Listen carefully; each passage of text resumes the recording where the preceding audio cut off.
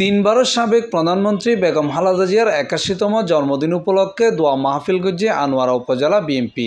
শুক্রবার আগস্টের ১৫ তারিখ আসরের নামাজের পর উপজেলা বারকানি ইউনিয়নের হাজি গাওয়ালাহাট জামিয়া মসজিদত খালেদা জিয়ার সুস্থতা কামনায় দোয়া মাহফিল করছে চট্টগ্রাম ১৩ আসনের একাদশ জাতীয় সংসদ নির্বাচনের প্রাথমিক মনোনয়নপ্রাপ্ত ও দক্ষিণ জেলা বিএনপির নেতা মুস্তাফিজুর রহমান। এই সময় উপস্থিত আছেন উপজেলা বিএনপির সাবেক সদস্য নজরুল ইসলাম, জেলা স্বেচ্ছাসেবক দলের যুগ্ম আহ্বায়ক তহিদুল ইসলাম, বিএনপির নেতা জসিমউদ্দিন, উপজেলা স্বেচ্ছাসেবক দলের যুগ্ম আহ্বায়ক SM ইমতিয়াজ করিম পিন্টু, উপজেলা যুব দলের সদস্য জিয়াউর রহমান মনির, আনোয়ারা উপজেলা কৃষক দলের যুগ্ম আহ্বায়ক গফুর সোহার বোধকেও।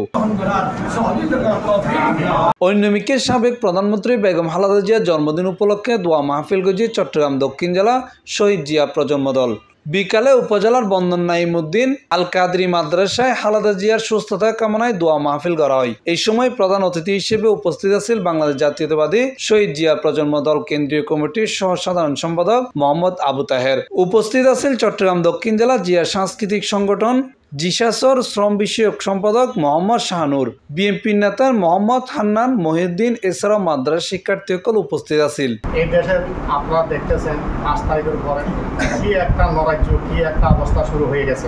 এই মানুষকে দিয়ে যেন সন্ত্রাসী মুক্তি হয়, চাঁদাবাজি মুক্তি হয়, মানুষের দুঃখে সুখে যেন ভালো কাজের মধ্যে আসতে পারে, সেই মানুষটা হলো তিনবারের MP Alhaj Salawat Zaman. C+ TV Chittagong.